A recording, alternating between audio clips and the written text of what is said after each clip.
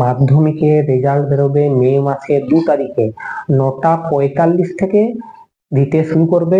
আজকে সমস্ত কিছু জানাবো যে কতজন শিক্ষার্থী ছিল, কতজন পাস করেছে, কতজন ফেল করেছে, এছাড়া কোন ওয়েবসাইটে দেখানো হবে, পার্সেন্টেজের অনুপাত কত, এ সমস্ত কিছুর উত্তর আজকে দেব এবং কোন লিঙ্কের মাধ্যমে তোমরা জানতে পারবে।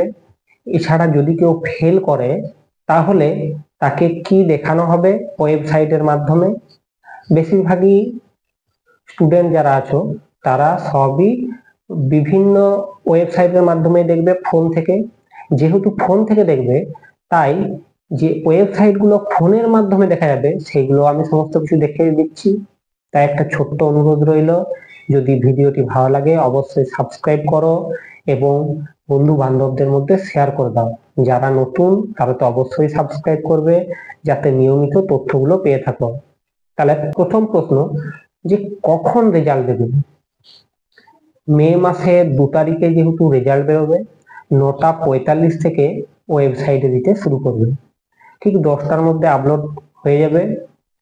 তাই 9টা 45 থেকে সবাই ট্রাই করলেও না পেতেও পারো, 10টার মধ্যে ঠিক এটা পেয়ে যাবে। এছাড়া 2 নম্বর প্রশ্ন, যে কত পরীক্ষার্থী পরীক্ষা দিয়েছিল? মোট পরীক্ষার্থী পরীক্ষা দিয়েছিল 9,84,753 জন। এদের মধ্যে ফেল কত?